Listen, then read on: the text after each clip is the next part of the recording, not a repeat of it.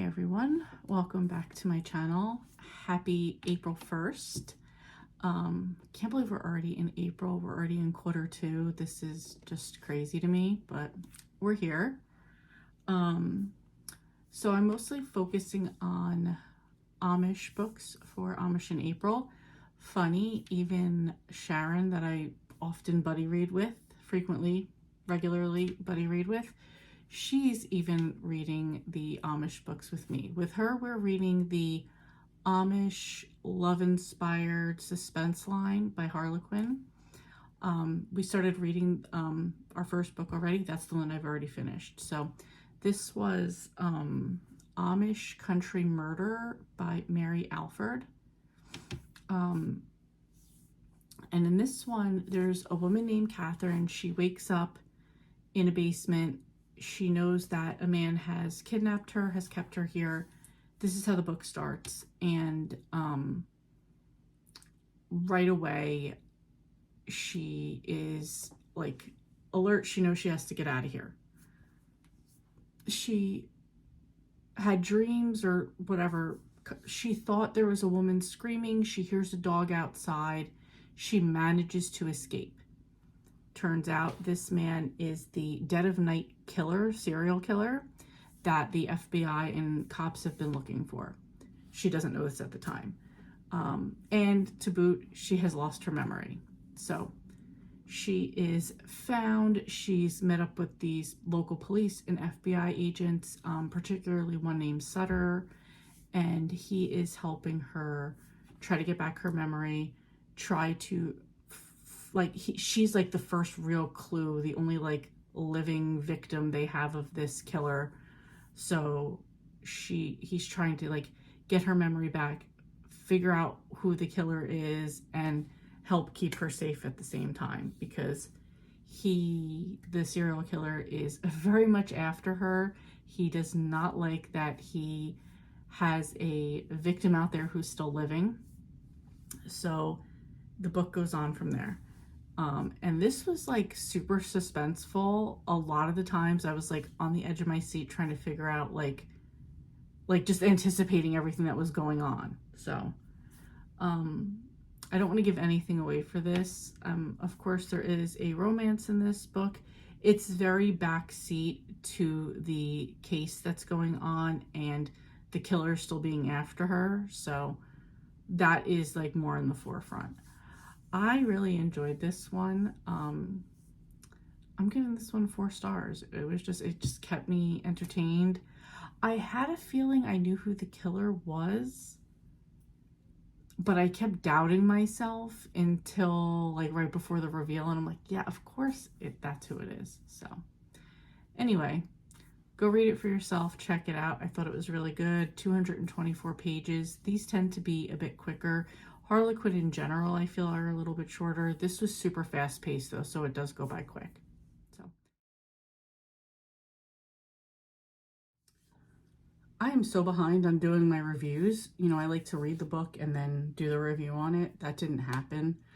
I just sat down to start doing them now. Of course, I had to go to the bathroom. Of course, you know, you bring your phone, you're watching a video. Of course, it was like an emotional video, so I started crying. I'm like, you know what? Get yourself together and get back out here. I have like literally 15 minutes to see how many reviews I can do. Anyway, let's get back into this. So I know so far I've talked about one book. Then I went into my challenge for the Weekend Hustle, where I was reading the Nantucket Beach Plum Cove series by Pamela Kelley. And I read Nantucket Neighbors, which I gave 4 stars. Nantucket White Christmas, which is number 3, I gave 5 stars. A Nantucket Affair, which is number 4, I gave that 4.5 stars. Then Nantucket Weddings, which is number 5, I gave that 4.5 stars. I will link in the description a link to the Weekend Hustle video where I go more in depth about those 4 books. And then after that, I read Amish Sanctuary by Kathy Lee. Okay, so this one is a love-inspired, suspense, inspirational romance. Also an Amish book. I did buddy read this one with Sharon. In this one, there is, I had to come double check her name, Naomi Kemp. She was Amish. She wound up leaving the Amish and becoming, I mean, not English, because she didn't go that whole route. Something happened in her past. So there was a night she was dating this guy, Sawyer, also Amish, and she wanted to go to a party one night. He told her not to go. Her best friend told her not to go. She wound up going. Something happened, and she like disappeared. Like, she leaves the Amish right then. She knows she can't go back. She goes on to become like a social worker, counselor type of thing. And when we get her in the story, she has one of the people that she counseled that was also living with her at the time. She has her baby. And the woman had told her, just please keep my baby safe no matter what. And she knew the safest place for her baby would be back in, it doesn't say the name of the town, I can't think of it right now, but basically back to her Amish community. And she was going to go to her best friend back then. She knew that she would, I believe her name was Liza. She would, at least for the baby's sake, take her in and help her. Without giving anything away, she winds up running into her ex, Sawyer, and he is not happy to see her, and he is not happy to see her with a baby. So the story goes from there. Most of all, the Amish are caring about the baby, so he's helping reluctantly, and his family is reluctantly helping her to hide the baby and to protect her. But somebody's coming after her. She's not sure who. She has some ideas of who it could be. She's specifically thinking it's the baby's father. She's also dealing with these people that are really not happy that she's back and like have to keep her a secret. I will say, I think the best relationship in this one is between Naomi and Sawyer's sister, because Sawyer's sister just wants to see her brother happy and doesn't want her to be hurt, doesn't want him to be hurt, and especially not by Naomi being back in the picture. So to kind of see a little bit more of like the standoffish, like she doesn't want to disrespect her brother or be rude to him, but she's definitely making her feelings known for the situation. So during this time, during the story, you're kind of like learning what Sawyer went on to do after Naomi left. You learn about Naomi's past, what happened that particular night, and that she wasn't really living an English life. She was just kind of like living like quiet life, just not Amish. And them protecting the baby and protecting her. And the story goes on from there. So I thought this was a really good one. I gave this one 4.5 stars. Really enjoyed it.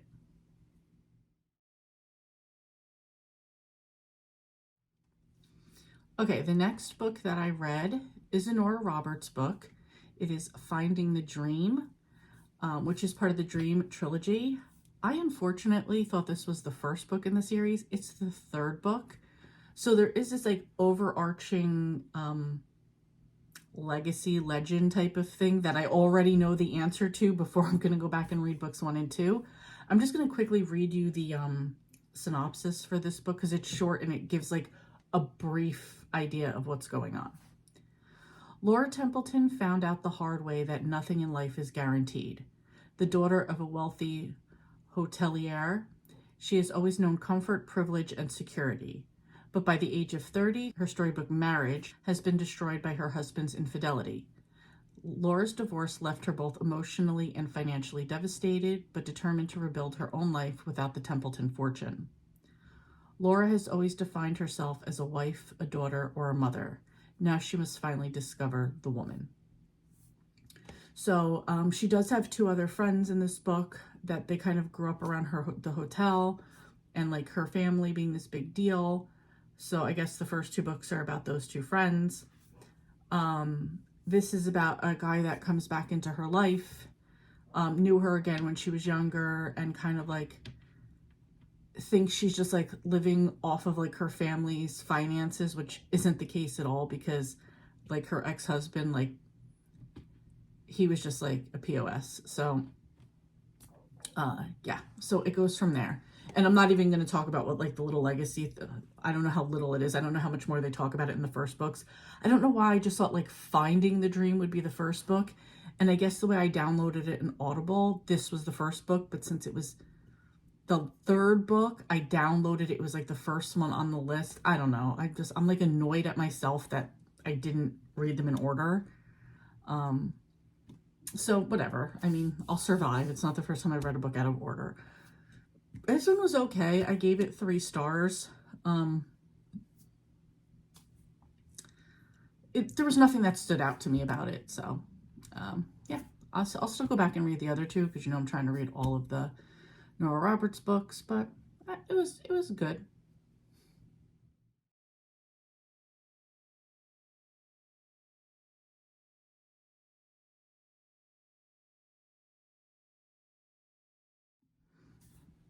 Okay, next book I read was Nantucket Threads. This is number 6 in the Nantucket Beach Plum Cove series by Pamela Kelley. This one, I believe the last one we were following Mia. This one where the main character is Izzy, Mia's sister. She's in a relationship with a guy named Rick. It is not a positive relationship. He does drink a lot. He flies off the handle a lot. So she winds up moving in with her sister Mia, who in the last one, her condo had got set on fire. It's now fixed, so she's living with her sister for a while. Spoiler alert, Izzy finds out that she's pregnant. So it's kind of like, you know, I'm sure every woman would feel like, I want to give Rick a chance. I want him to know his baby. I want him to be there for me. I want to have that family relationship. So there are tests throughout the time. She does have the support of her sister and the other people in Nantucket, on Nantucket. So that's the main story that's going on. Lisa, who owns the inn, she's at times people have been against her toward the inn, and she does get hit with a violation in this one, and some decisions have to be made for this one, like for the violation that got hit against her. And also something with one of her twins, Kate. There's a side story with her in that one as well. You do hear about what's going on with everybody else as well, but Izzy is the main story in this one. And she also, so she'd been living with Rick. They were saving for a house, but now when she moves out and she's kind of getting her confidence, she has like a little boutique, Nantucket Threads. It's like a little boutique store. And one of the main, a long-term guest comes to stay at the inn, and she turns out to be this woman who owned the store, very popular online store, The Attic. Her and her husband wind up splitting up. He gets the business. So she's here in Nantucket, kind of just like figuring out what her next move's going to be. So Izzy does meet her, and she's like, hey, I have all this information, this experience. I can help you out getting yourself started with like your online business and maybe improving things here. I thought that side story was a great testament to women helping other women, not gatekeeping any information, just like freely giving the knowledge that you have, because A, it validated her to have this knowledge, and B, she was just happy to help somebody else out. And there is a little bit with her at the end of the story, so I'm kind of thinking one of the books might wind up being her. I'm not sure yet. So I really enjoyed this one as well. Let's see what I rated it. I didn't rate it yet because this isn't even a book that I've logged in my thing yet. So I will definitely say 4 stars for this one. I really enjoyed it. And of course, I'm looking forward to the next one.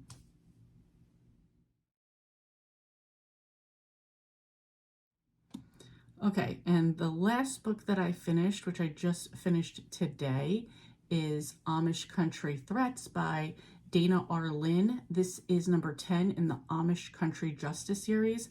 I haven't read any of the others. I just picked this one out of the list that Sharon had to buddy read. This was a love-inspired suspense inspirational romance. In this one, I'll just read the quick little blurb. While searching for proof that her brother's death was no accident, Lila Schwartz is almost killed by a sniper in her Amish community. Hiding in Levi Burkholder's barn is all that keeps her alive. The former soldier will do everything in his power to protect Lila, but can he and Lila uncover the evidence her brother hid before she's the next to die? So in this one, Lila lived with her brother and his wife, Hannah, in their house.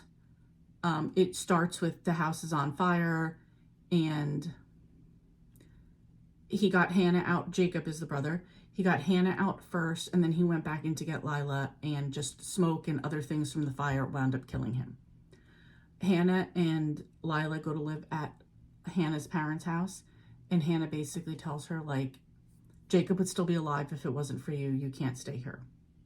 So she winds up leaving, people trying to kill her. She winds up going in this barn, which happened to be Levi's family's barn. He finds her in there. So Levi's backstory is he was Amish. He left, not shunned, but left, met some guys, joined the military, was a mechanic before that, joined the military, was in Afghanistan, and while trying to help one of his fellow soldiers, he loses his arm from the elbow down. So he has a prosthetic. So to him, he's kind of like damaged property. Nobody would want him. He's now living back in with his parents, his family, living in living among the Amish, and he, with his bishop's approval, of course, he does work on some Englishers' cars. So through some business like that is how Levi actually knew Jacob, Lila's brother. He had actually seen her at the funeral and then recognized her when she was in the barn later on. So he feels some obligation duty, probably because he was a soldier and Jacob was his friend, to help Lila figure out what happened. Right before her brother died, he'd said to her, like, go back to my office for like the proof or for something. She doesn't know what. So she's trying to get back to her property to figure out what it was, but either there's always some obstacle that stops her from being able to get in there, and pretty much gets people like attacking her and Levi. So the story goes from there. And yeah, it's trying to figure out what the story is, what's going on. Yeah, I also liked the cop that they worked with in this one as well. I thought the three of them worked well together in the story. It was pretty action-packed. I like a few of the twists that were in this one, and yeah, these like love-inspired suspense ones are not, they're not disappointing me. I'm really enjoying them. So, like I said, I finished this one at work today. I didn't finish at work. I finished it before I even left for work this morning, and really enjoyed this one. I would give this one 4 stars. I'm actually got about 2 minutes before I need to get on the phone with Sharon, and we're going to talk about this book. So I'm looking forward to what she thought of it. I think I'm going to I'm going to ask her if we could take a week off, because I have 2 other buddy reads that I need to get into. One being, I have it I don't like reading with the jacket on, but one being The Familiar by Leigh Bardugo, and the other is Do You Remember by Freida McFadden. So I want to get into those next, so I'll see what I have next after this.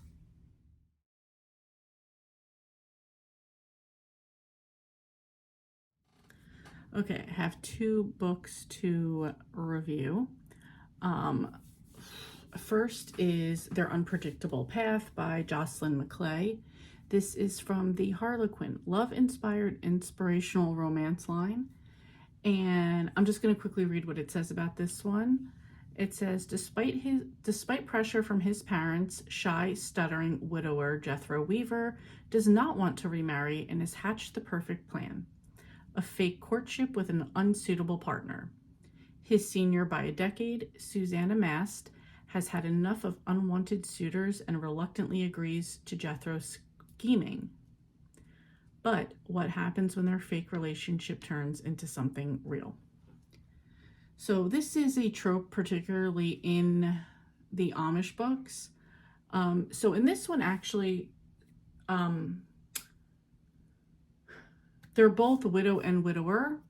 Suzanne, again, is about 10 years older than Jethro. She actually used to babysit him when he was younger. So he's very familiar around her. He's very comfortable around her. She lives next door to his parents' house. His father is the bishop of their parish, village, community, whatever. So they keep trying to hook the bishop, and everybody keeps trying to hook them up with other people. They just really don't want to be bothered. So when in the beginning, Susanna has like a little bit of an accident with her buggy, Jethro helps her, and it goes from there. They kind of patch this plan, and yeah, it's fun to see how it goes down. I like the gossipy part of the Amish. And also Suzanne has 3 children, 1 grown, she just has a baby, and then the 2 that still live with her. So Jethro never had kids, but again, he has a cleft lip, he stutters a lot, he feels he's not very wanted. He doesn't, he just doesn't feel confident with himself, but because he's known Susanna, he's like fine with it. They have like such a fun banter back and forth because they've known each other forever. So it's interesting to see how this one plays out. I'm sure you can imagine what happens at the end, but I really enjoyed this one. I gave this one 4 stars.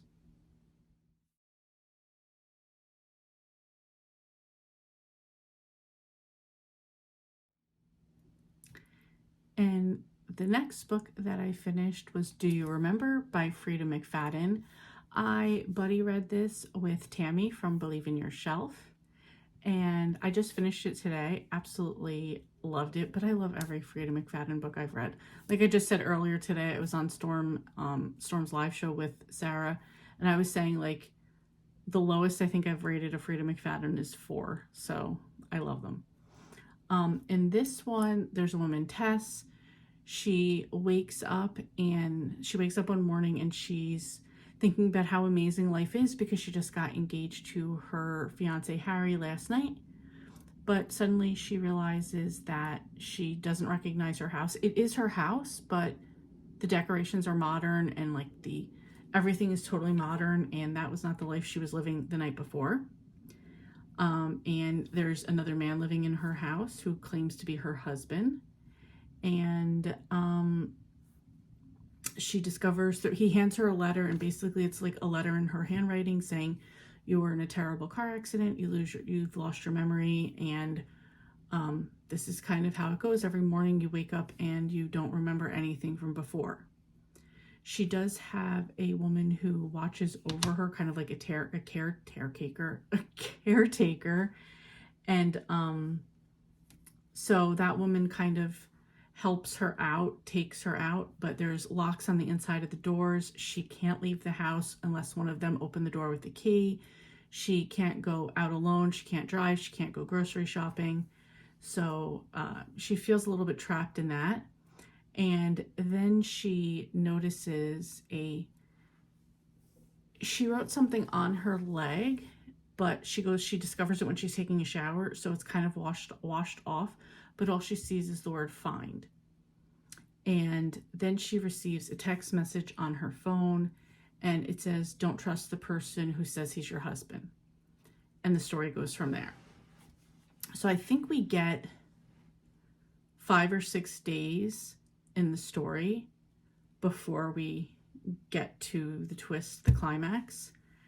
And this was really interesting because, I mean, right off the bat, like, not everything is as it says it is.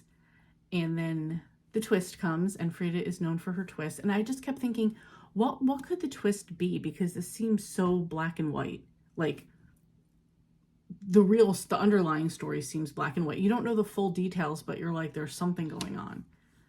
And then the twist comes, and it's like, okay, the first twist comes, and it's like, okay. And then the next twist comes, and you're like, okay. And then, like, the redemption at the end of it was lovely. I really enjoyed it. So, not giving anything else away. I do need to talk to Tammy about this. Yeah, so can't wait to hear what she thinks about it. And yeah, I'm going to go continue on to my next Amish book. I'm also buddy reading The Familiar by Leigh Bardugo with Karen. So I want to get back into that world as well. I will catch up with you guys when I've read more.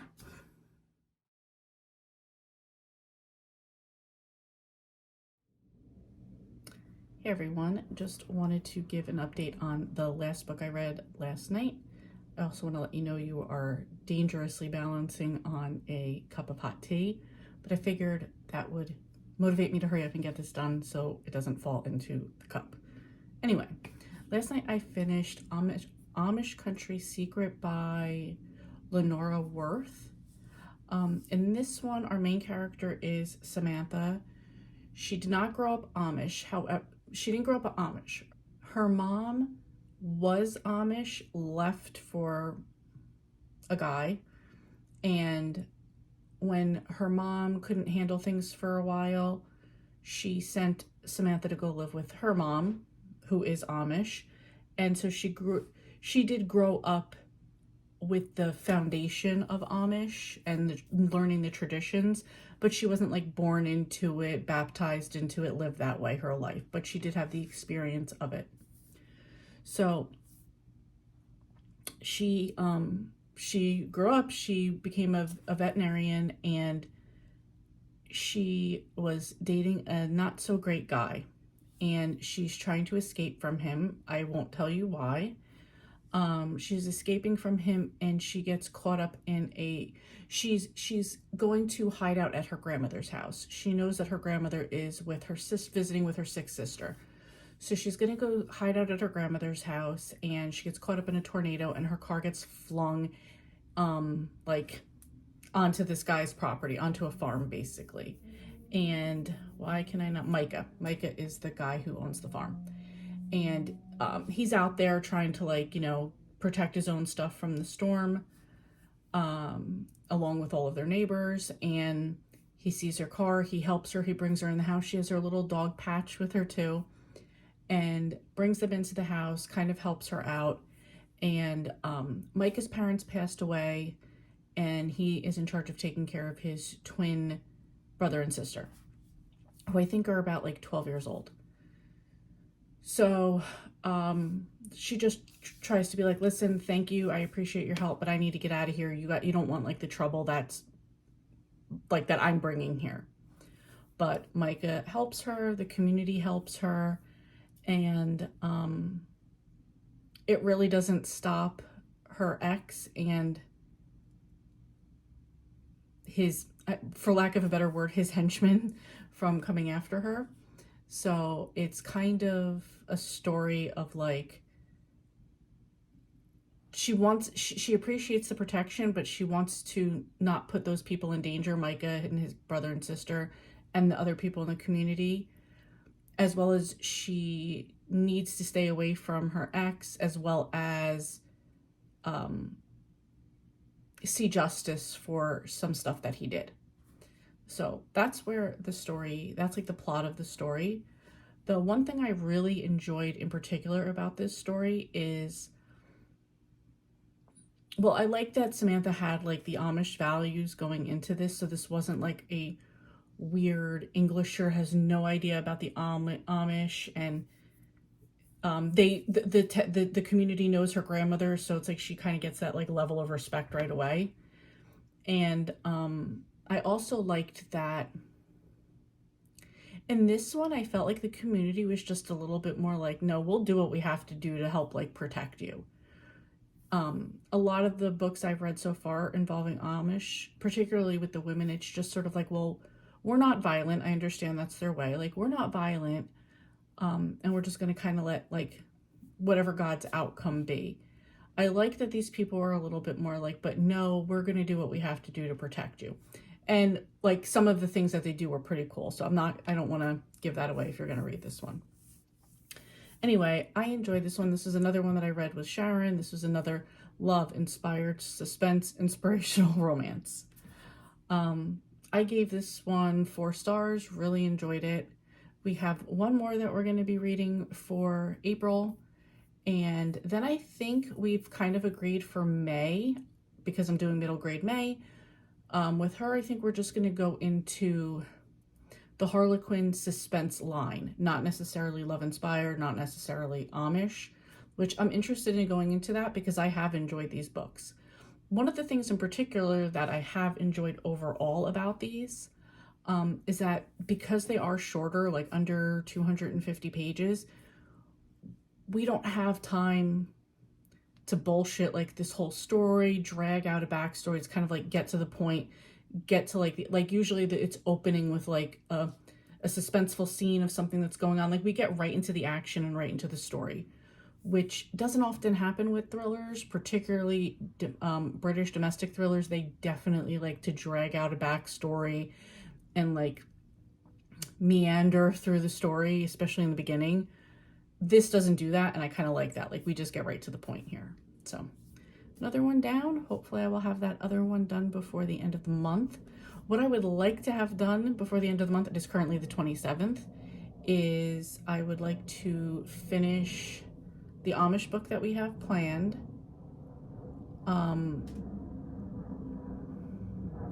I have another, sorry, you can hear the plane.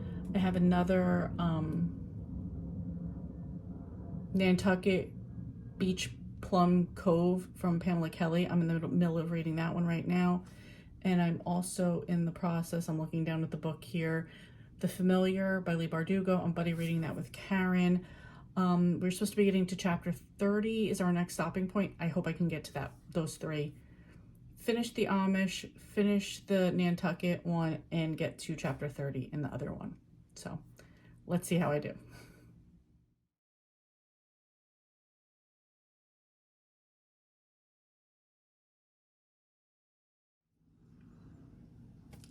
Okay, just finished another book. This is Nantucket News by Pamela Kelley. This is number 7 in the Nantucket Beach Plum Cove series. In this one, we're following a woman named Taylor, who's coming to the island. Taylor, back in college, was roommates with Abby, who's one of Lisa's daughters.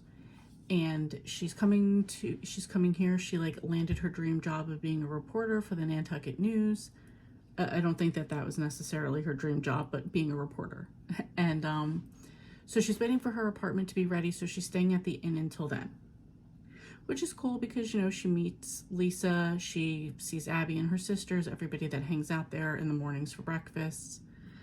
And she gets a job, like I said, working at Nantucket News, and there she's working with Blake, who's the Sun's owner and current like manager, editor-in-chief, a woman who's also hired at the same time as her, Victoria, and a guy, Joe, who's worked there for years. And so this is her coming to the island, getting the job, dealing with the coworkers. Victoria's a little bit, I don't know, not so ethical in the way that she goes about her reporting. So there's kind of like an issue with her there. She winds up really liking Blake, who was engaged to somebody else, and that's done. So that's kind of the romance right there, is her and Blake, or possible romance. And at the same time, while they're on island, that's going on the island, 2 other like side stories. One is this girl, I don't want to say her name's Cami Carmichael, whatever, something like that. Her real name's Bella, and she is a celebrity actress, and she is on the island she's on the island because her fiance is from here, and she's going to make her home here, even though she will still be doing acting. She's going to this will be her primary residence. And during this time, there's like a daffodil festival that's going on where everybody like kind of, I guess this is a third side story. There's the festival that's going on. Everybody shows up in their antique cars. They have these like crazy over the top barbecues and picnics. Like people sometimes get them catered. Some people are really in competition with each other for it. And so that's the second side story. And for that, Blake, the editor-in-chief, his dad comes back on island and he shows off his car. So that was like kind of a cool little side story, just seeing like the festival. And then the third side story is Rhett, who's with Lisa, the owner of the B&B. he is noticing like his totals aren't matching up and food is missing or inventory is missing. And so he has to try to figure out why that is. So that's like the other side story that goes along with it. I really enjoyed this one. I gave it 4.5 stars. I just love this series. So I have one more in the series, probably not getting to, I know I'm not getting to it this month. So I will get back into that one hopefully in May. Hope it doesn't take me past that because I really enjoyed this series. So I am technically reading, what am I reading right now? Hidden Amish Secrets, which I'm supposed to be talking about with Sharon tomorrow. This was a buddy read, so I've got to get on finishing it. I'm not that far into it. I probably will finish it by tomorrow, but I'm just going to add it on into like the May wrap-ups.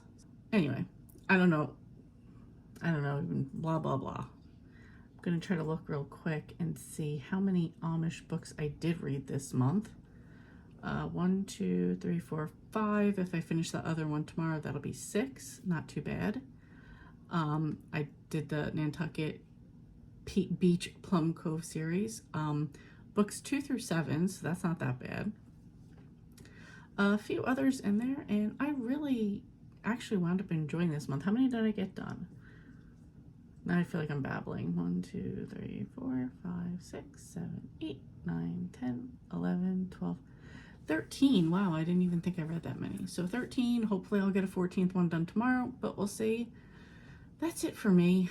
I'm tired. It was hot today, very hot today. So I'm gonna wrap this up. Let me know if you guys, what you guys read for Amish in April. If you didn't, or even if you did, let me know what your favorite book of April was.